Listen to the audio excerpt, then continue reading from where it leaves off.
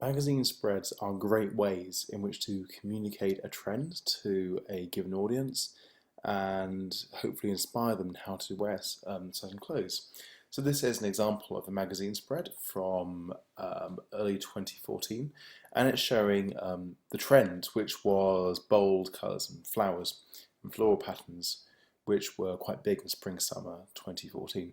Anyway, this magazine shows a whole load of images. So this is the look you're going for, a bit of text to inspire you, and most importantly, where to go to buy the items. You can tell that these items are very affordable. We're not looking at couture, we're not looking at really high-end stuff. These are the kind of clothes where anyone could walk into a high street, buy a full outfit, and look great for that year. So we're going to go and produce something very similar, which at the end of it will look very similar to this. It may not be exactly the same, but we're going to go and try and use this as inspiration. What we're going to do for this is use a program called InDesign. It's part of the Adobe suite, and it's very similar to Photoshop in many ways. Many of the logics used in Photoshop are very similar, but there are a few differences. But anyway, let's go and create a sheet. So I'm going to start with creating a new document. So new document. Here we have a whole load of different options which we can do different things, but we're going to go for the most obvious one, which is print, and that's a default setting, and we can set how many pages. I'm going to go for 3 pages, and I'll show you why in a second, and I'll leave everything else as the default, as that's pretty cool. So click OK, and what we see here on the side in the pages is the cover page, and then we click here, we can see a spread.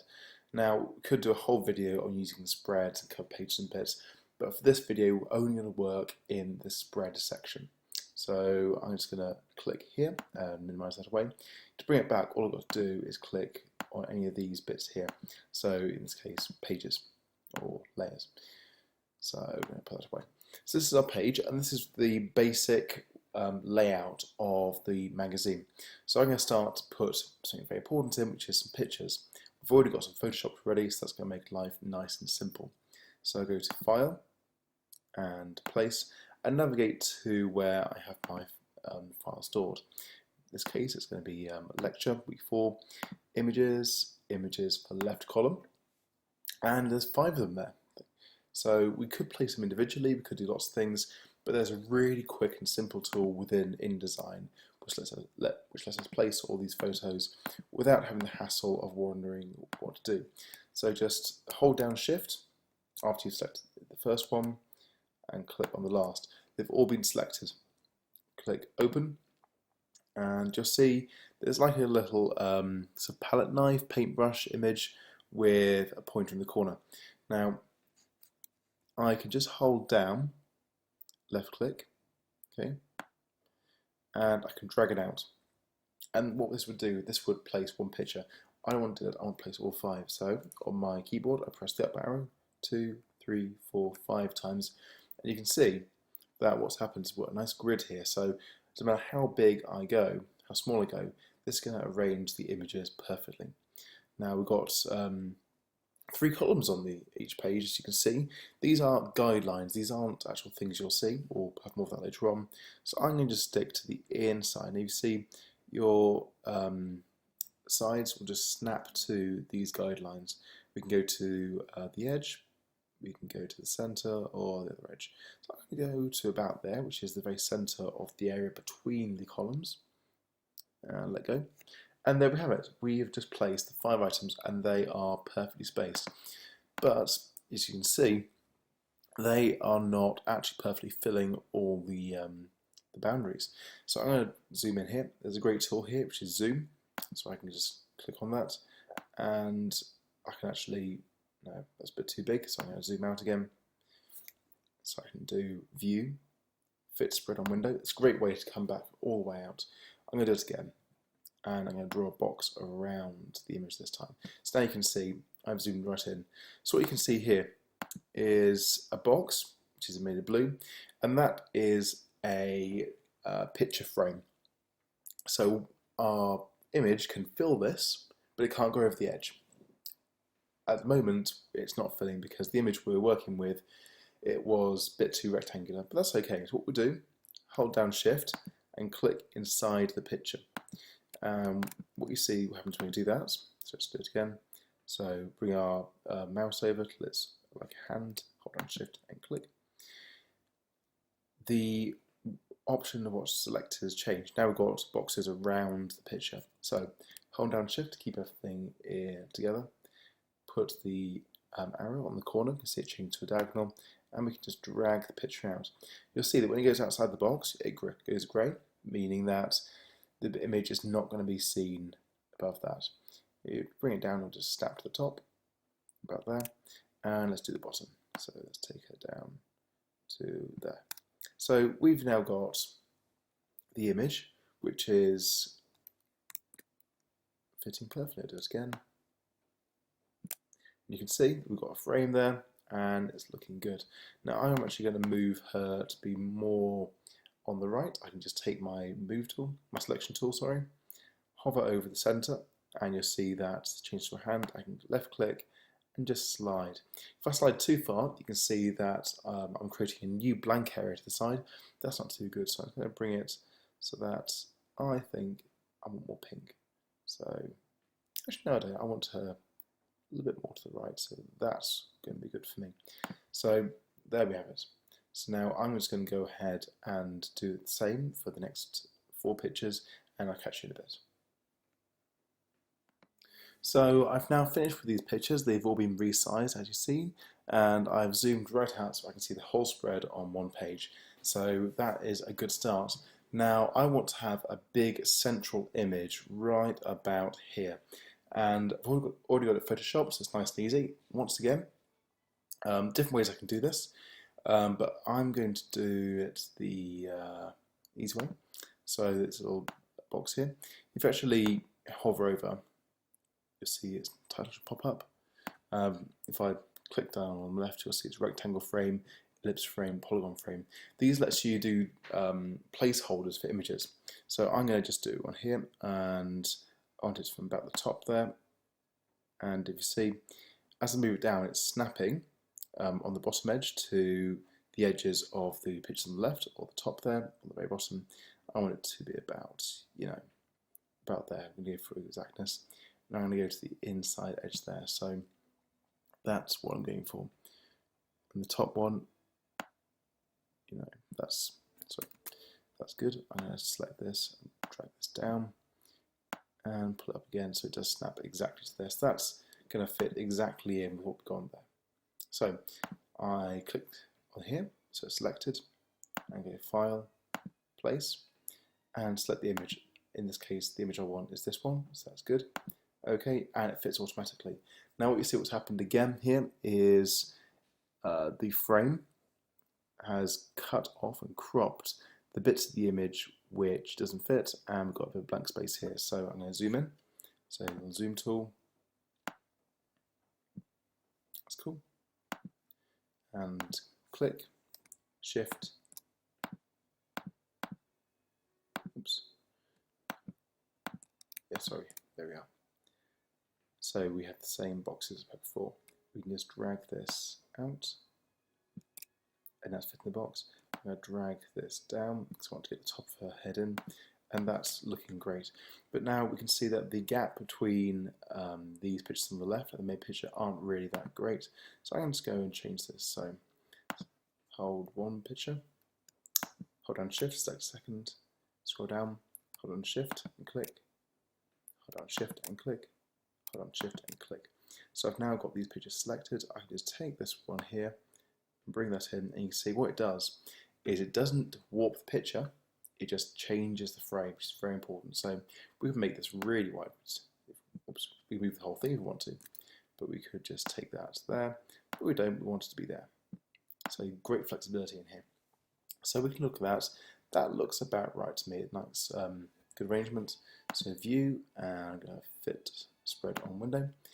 We need to have some text. Now here is one way to do it. We can click on the text tool, and we could just open a big window here, and I'm going to give this title. So I'm going to go Fashion on Fire in Manchester. Manchester.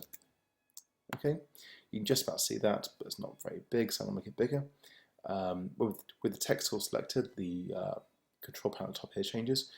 We've got a little text size bit here, so I can make this bigger. Just click on until I think, yeah, it looks about okay, so I can actually see something. Yeah, that's good. It's a very boring font though. I'm going to go and choose a better one. So you might have different fonts on your computer because I've got a few custom ones installed, but most computers come with an excellent selection. So I'm going to choose something which is going to be interesting. I know I've got one here called Dubstep something or other. Bring it down, bring it down, bring it down, bring it down. There we go, Dubstep Dungeons. If you actually Google Dubstep Dungeons, you'll probably find this font, but the best thing to do is Google Dubstep Dungeons font. So we can resize that to make it fit on properly. Freshman Fire Manchester, that looks kind of cool, I kind of like it. Is that big enough? Yeah, that's going to be okay. I mean, it's lots of things you do with InDesign. When you're doing something just a bit creative, a bit free, you can just play with it until it looks about right. So I'm going to bring this up. So you've actually got the top part right above the top line there. So it's out of the neatness, breaking through, but we've still got a title there, it's quite big. So that's that. I now want to have a bit of text below, and I'm going to do it differently. I'm going to have a little rectangle placement, right? And so that's now given me a placeholder for something. Before it was in image, now I'm going to do it with text. So if I go to File, Place, and Text, we've got 2 bits of text that have already been created, and here's subtitle text. That's what we want. Let's click OK, and it's just automatically dumped itself in there. That's kind of nice, but again, it's a bit generic, so let's select that all, make it a little bit bigger, and let's give it something a bit more interesting. I quite like American typewriter, so I'm going to go and select that, and it's right about, if I can remember my alphabet, right about there. Now as you hover over, you'll see different options. Let's go for condensed because that's the standard one. There's obviously bold, regular, and light. Condensed is kind of cool. Actually, no, I changed my mind, regular. So that gives us a nice little font. I think it's a bit too high up, although the font size is about right for my eyes. So all you got to do is with the select tool, just click and drag it down. And what you'll see, again, it bits snap. So if I want the bottom to snap, to be in line with the bottom of the picture, which I actually do, I'll let go there. Alternatively, I could have dragged this down to the bottom, which does work, but then I've got to drag the top down until it looks about right. So there's different ways you can do it. It's really a case of saying what works for you, what works for your project. In this case, what works there, that looks about right. It's not cutting things off. Okay, so we've now got this subtitle in the right place. I'm quite happy with it, but now we need some text. Now, one thing you might notice that in the time of between the takes, I've just resized this image there. I decided that her feet were very important for the image, the text of the spread. So I've just resized it down here the same way I did before by just taking this handle and just resizing it. You can go a bit too much and then always scale it back to just bring what you think it wants to be. So anyway, we need some text in here. So I'm going to put some in. It's a very easy thing to do. Grab a rectangle tool, which is defaulted there, and draw a little placement box. So my text is going to go there. Actually, I want it starting slightly higher up. I want it to start about there. That looks about right to me. So File, Place, and I've got some text which just goes there. So body text, and click OK. And you see that your cursor now changes to a cursor with text attached, which means you can drop it anywhere you like. I'm going to drop it in there, which is great. But that's a bit too small for a magazine, so, and also the font's not very good. So first thing, let's choose the font. I'm going to choose American Typewriter again, because I quite liked it. So there we are. And size 12, definitely too small. Size 14, I think size 16, that's the kind of size I want. But we've got a problem here. If you look, the text has disappeared off the bottom. Now, it's flowed into space. what we need is some way for the text to flow from this box to another box. So with the selection tool, I just bring it down here, and I can actually zoom in if I like using the zoom tool. Take the cursor and click on that little red box. It's now turned blue, and the cursor is once again, as we see with text. So if I go to View, Fit Spread on Window, then we can see now if I just click somewhere here, it'll automatically fill a space. Now that's great, that could be one thing I want, but I actually want to have more control of what I'm doing. So I'm going to undo that, so Command Z or Control Z, depending if you're using Windows or Mac. And I'm going to put another placement box. Let's just throw it in there, doesn't matter if it's too precise. Back here, select the red little section, the cursor's back, and I drop it into our box. So now it's in the size that we have determined. I'm going to think, if we just try and take the center, that's going to be center there. Make it a little bit smaller, that's about right. So for now, I think that's going to be cool. We'll see what happens in a bit because there's still more edits to do. Now, big blocks of text are always a bit too much, so I'm going to try and break this up into small bits. So I think that this paragraph's going to have about there. Yeah, that's kind of cool. And oh, look at this, it's made a bit too small. So we've got text flowing off somewhere else. Now we could have a third box and it would flow from 1 to 2 to 3, but I'm going to make this bigger because I'm quite happy having just 2 text boxes in my magazine. Now, do I want to have a third paragraph? Yeah, I do. Let's throw him in there. And once again, take this and I'm going to resize him. Maybe this time make him wider. That's cool. Now, lots of things what you're doing with the work in InDesign is seeing what looks good at the time.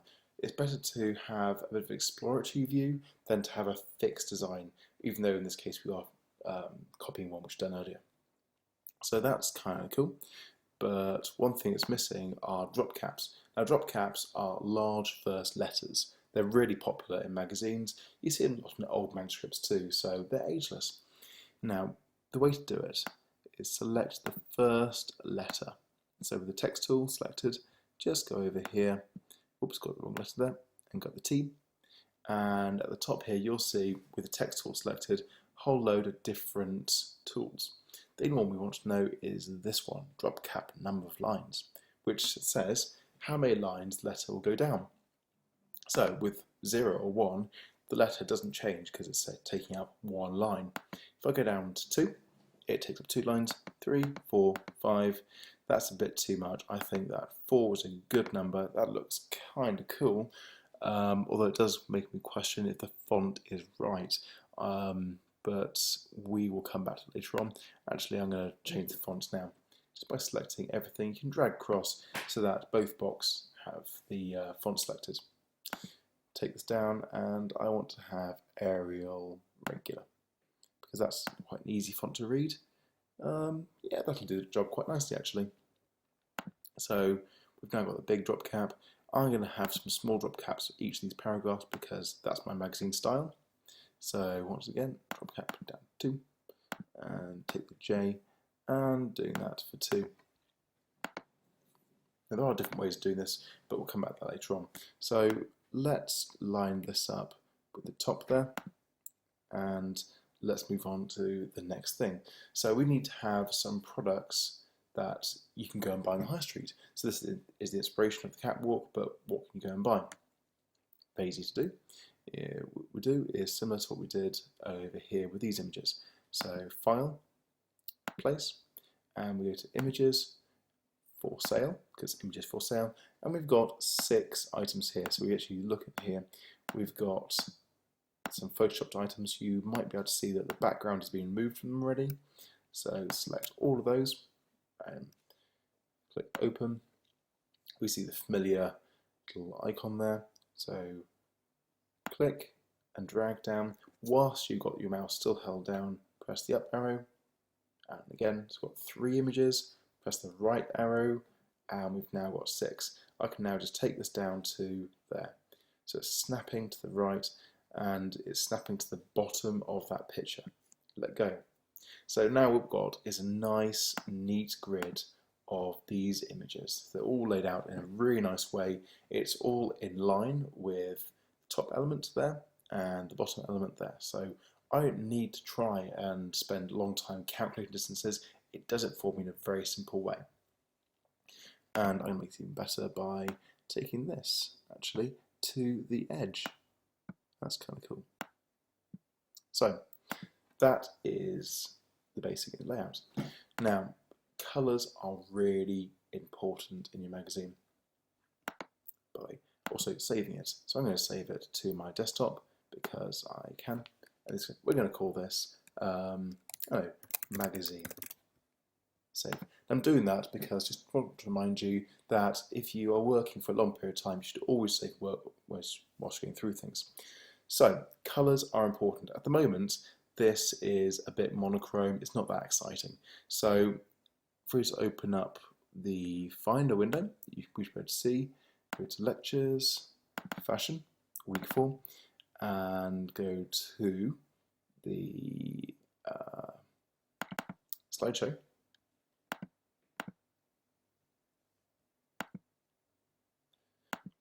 That some work's been done already for us here. So we've got a colour scheme was generated using Adobe Color CC. Now these slides are on Blackboard already. And what it does is you upload this image, which is that one, which we see right there, which is very useful for us. And, oops, so there we go. So it extracts the colours which make a bright theme or a muted theme, deep, dark. We wanted bright for this. So that's the colour scheme we got. And it translates exactly as this, which you should be able to see in colour scheme. And here we are. So that's the colour scheme we have. Basically, these 4 colours represent the image. So as long as we are using those colours, we're going to get a very harmonious, really good design. So it constrains us, but in a very good way. And below we have different ways of expressing that. These are hex codes, so we'll see in a second how to enter them. And these are RGB, which means this much red, this much green, and this much blue. So I'm going to just move this down to the bottom there for a second, and we're going to get to work on creating a colour scheme. And these are known as swatches. So making that a bit smaller, click on the swatches tab. If it's not there, you can get to it through here. It's very easy to do. So here we are, swatches. Now, by default, you get the standard swatches. I'm going to go and just click on one, hold down Shift to the others, and delete them because I don't want to use them. Next thing, I bring up a new one and I double click it. Now here we have a bit where we can define our colour. So colour mode, different ways. There's a whole load of different ways you can describe a colour, but the one I'm going to use is RGB. So how much red, how much green, how much blue, which are the values we have down the bottom here. So the first one, I'm going to mix in 168 red. I'm going to give it 12 green, and I'm going to give it 85 red. And I'm going to give it a name, but with the colour values, make it nice and easy. So I could call this maroon, or colour 1. But for the sake of this project, it's very small. I'm okay with just these. So I'm going to create that, and I'm now going to go and create the other 4 in the same way. So I'll catch you in a second. Okay, so I've now gone and created all these little swatches, and we'll see in a second how to use them. So I'm just going to make this a bit bigger. So I can go View, Fit Spread on Window, but all that does is fit this window here. So all I've got to do is make the actual window bigger. Just holding this section down here and bring it out. So that's looking good to me. So why is this so important? Let's have a look at this. Let's say we want to have all our text a different colour because black is not particularly good. Let's just select all our text there, and let's go for a dark blue, that dark blue there, and double click, and you see our text change to dark blue. But we want to do something a bit more fun than that. So our title, I'm going to select all that. Let's have that as dark pink. That's kind of cool. Not too bad. let's see what happens when we choose Manchester in a slightly brighter colour. That's actually, the whole thing looks nicer in brighter pink, so select that. What happens if we take this and, no, that's actually kind of cool because Manchester's popping out there a bit nicer and we've got a bit of contrast. So that's not too bad, we've got a good start. And if we took these big letters here and just started, chucking on these by just selecting the text and clicking on the colour, we're getting somewhere. But what I really want to do is I want to highlight a key phrase in the text. So let's say, look at the text here. Bold artists like Monsoon Rising and Jagged Architect are blending vibrant colours and space-age materials with sleek, sexy garments for tomorrow. Okay, that's kind of a good sentence. I kind of like the idea of having the actual how to do it part highlighted.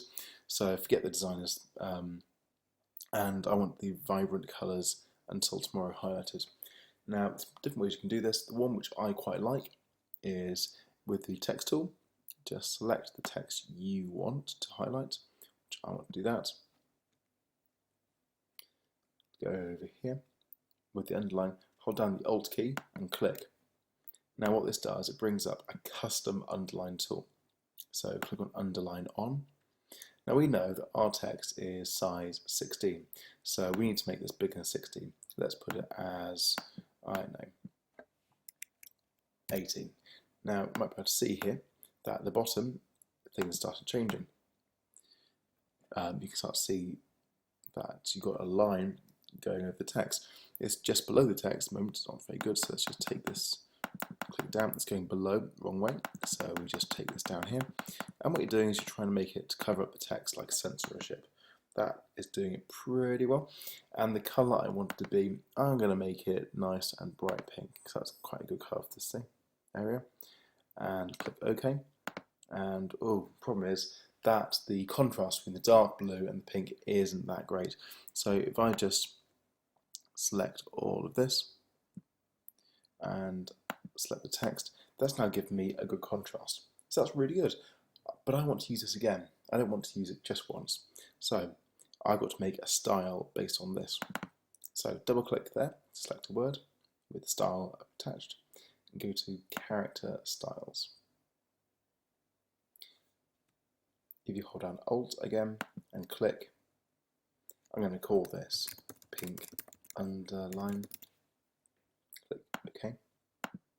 What this means that I can then go, double click on say walk, click on pink underline, and the same bit has been applied. Just undo that, so Command Z. Let's find some more text we actually want to apply this to then. So the hidden secret is that everything's made more renewable. That's kind of cool. Tomorrow is bright, that's a cool phrase, let's select that. That's actually the whole thing. Just there, and just pink underline. And that's a cool bit as well. So I'm going to just click there. So I've now selected some text.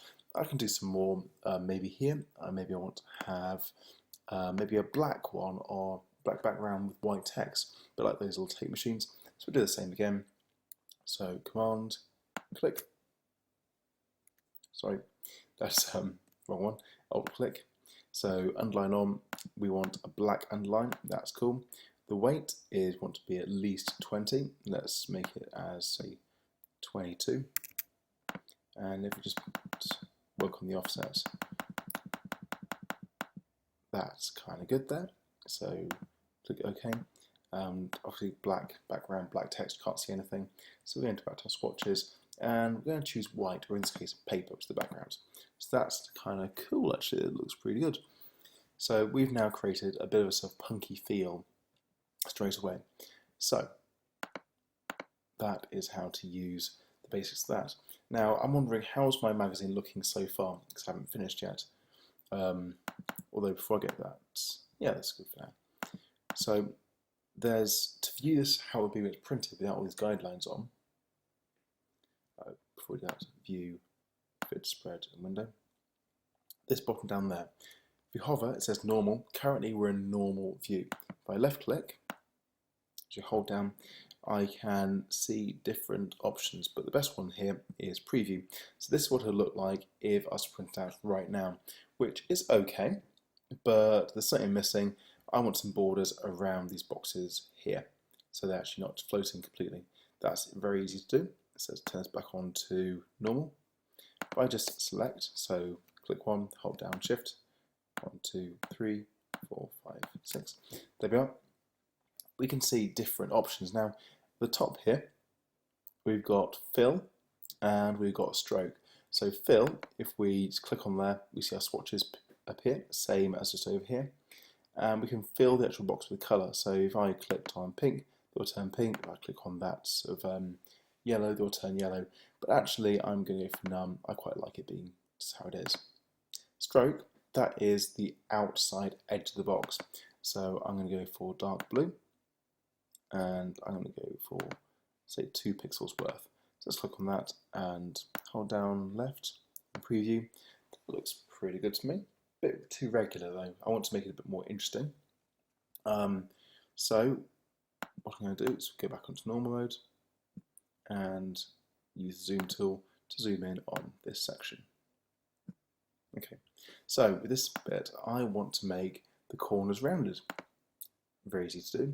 Click on with the selection tool, click in the box and click on the yellow box there, and you see these diamonds appear. If I just take this one diamond and I drag him, see the other ones are moving, and I'm going to take him by 4 millimeters.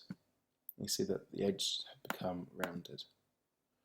Click on again, take that to about 4 millimeters there. And once again, click 4 millimeters. So that's cool. Actually, I'm going to leave it as square on the left and round on the right, just because right now that's how I feel. But for magazine, I might not do that. But for this example, that's fine. Right, so now I've got to have some text that tells me about prices and things. If we look at the example we had earlier, we actually have the full where they come from. So these sandals are Miss Selfridge, and so the dress. I'm going to copy that. Do that. I'm just going to get some text. Just make a little box anywhere. So that's going to be kind of cool. And called Miss Selfridge dash £30. Let's take this American typewriter and go for regular. That's kind of cool. The size actually looks about right for size. I'm quite happy with that. I want to have colour. I want to have that sort of yellow, and I want to have background. So I'm going to hold down Alt, click on the underline to go custom, weight on, have this as size 13. Oops, a bit too soon. And let's have type there, and have the colour as dark blue. Offset, yeah, a bit too much, that's kind of cool. So click OK, and we've got a little label there. So we can again select this, go to character styles, hold down Alt, and click new. I'm going to call this sale label. Click OK. So that's kind of good. I'm just going to make this work a bit better. Now I want to have this arranged a certain way, so I'm going to make this right aligned. So with the text tool selected just there, I can click on the right aligned button there. Take this and actually it's a bit, yeah, that's good. So take this and I can, let's do that. That's kind of just over the edge. So if I wanted to recreate this, I can do it again really easily by just throwing in another text box and have some text. And if I was to just go over that and click sales label, it's automatically turned into the right text. Another way you can do this, if I just delete that guy, I can select him, copy, and I can paste, and you see again it's all snapping up. So I can just paste that. In this case, the price, I'm going to call it 30 or £5. So I'm going to go ahead and I'm going to apply labels to all of these, and I'll see you in a bit. Okay, almost at the end here. So what I've done in the time, I've gone and added some little price tags here, and I decided that I actually quite liked the boxes here having sharp edges, so I'll put it back to how it was before. I've also done a few little tweaks, so let's have a look back at the whole thing. So I've added little text here, trend report, just inserted text with the text tool. I've also added the magazine name and website and some page numbers. Now you'll notice that I've actually got the wrong page number here, so I'm going to go ahead and edit this. So just in there, page 11. So that's quite an important thing. What I've decided also is that I want to have the text in here not just floating around as it is, which if we look at the preview, looks like that. I want to have this in a box, but actually I want it in a box with rounded corners, so the text boxes contrast with the main images. Actually, also think about it in this thing, I think that this can come down a bit. Yeah, that looks better. So, as I said, when you work on this, so it is a creative process, a continuous process, so it is something you shouldn't slave over. Just go with the flow, see how you feel, and you'll spot things as you go along which you think, hey, I hadn't thought of doing it that way. So small bits, and you'll see me tweaking here and there. So anyway, I want to have some boxes here. So let's have a look at this. Go back to the normal view, and this is where something very important comes in called layers. Now in Photoshop, layers are very important, and I've actually been very naughty and I've not been playing with layers and going along, so a bit of retrofit. So what it is, it's like a piece of paper stacked on top of each other. If you're familiar with Photoshop layers, this will make lots of sense. So I'm going to call the first layer text, and then I'm going to create a new layer, a little box down the bottom there, and I'm going to call this one graphics. Now what it is you put all the text stuff on the text layer, and all the graphics things in the graphics layer. So what we can do here actually is we can see quite easily what the images are. First lift all of these, drag it up there into graphics. Let's try again. Just there. You'll see that they are now there. So I now turn off the graphics. You'll see they disappear. There's a few more images there. So we've got these things here, like t-shirt, necklace, dress, and put them just there. If you want to just check, you can see, yeah, that's all of them. It really helps when you have the images named originally. So we see we can turn all the graphics off, leaving only text in the text layer. So that's kind of cool. So we're going to make a new layer, and we're going to call this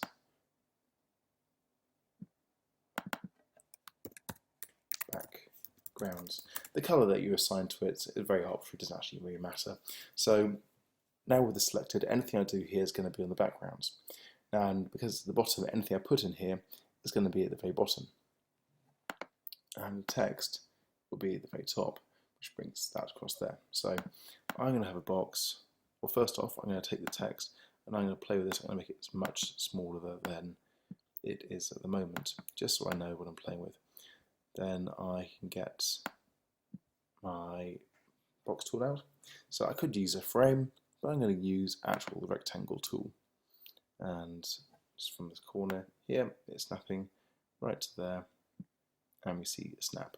So with the stroke, I'm going to choose, what do I want? I want dark blue. That's kind of cool. And if we go to preview, you can see this dark blue around there. It's a bit too thin, so I'm going to make it a bit thicker. You can edit in preview, of course, and it's very good for this kind of stuff. And yeah, let's this rounded corners. That's 5mm. Yeah, I'm quite happy with that. So now the text's in there, I can just reposition it so that it's about right. And of course, as I'm repositioning here, it changes around here. So I'm going to make this again smaller. It might go over the edge, that's fine because it's just what we're doing here. So different ways we can do this. I can actually just take this and copy and paste, and we can just place it in the right place. So select it, move it down. It's already the right height because it's a carbon copy. We could snap there, take it across, and we could snap there.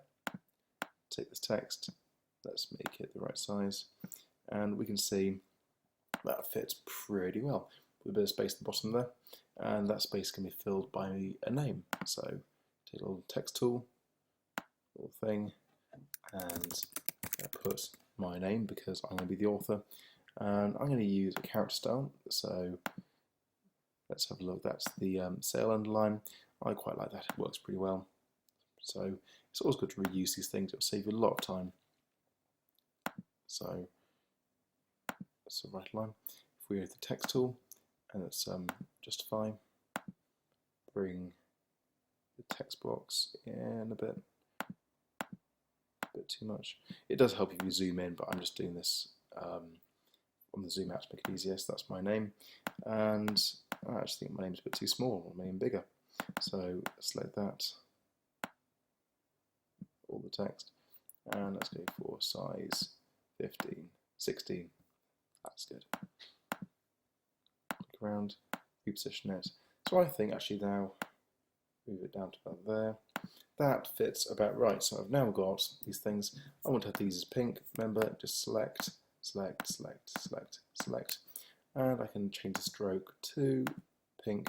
So now I've got pink boxes and everything. So you could do more things, can keep going, but this is the basic page. Now, things to make you aware of, things like trend reports, or titles and layouts and grids.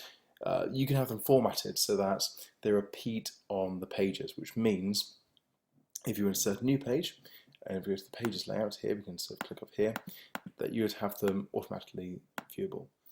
Go to normal view, you would have the text boxes, the rectangle frame tools already set up there, or areas repeated. We're not doing that for here. This is very basic Outlook. It's not designed to be print quality, it's designed to teach the basic tools that you can see. Now, if you look here, I have not quite lined up properly, so I'm going to just edit this, bring him in, and you'll notice that there's the centre bit here which is taking notes, so when we actually fold pages together, we're not going to be losing any detail. Everything goes across. We've got the page numbers, we've got magazine title, we've got aesthetically pleasing, got items for sale, got where to buy them, got the cost, we've got the text, got highlighter bits, got fashion, we've got photoshopped images, got everything in here and more. And if we compare it to the original plan, that's where I said we were trying to end up as, and what we've got is something very similar, a bit different. First we go to preview, but that's because it's a different day. If I was to make it tomorrow, it looks slightly different again. So it's about finding what's right for the right time. So that is the tutorial on how to create a magazine spread in InDesign in a very quick, basic form. So I hope you've enjoyed watching it, and I hope that when you play with it yourself, you'll really enjoy delving into it.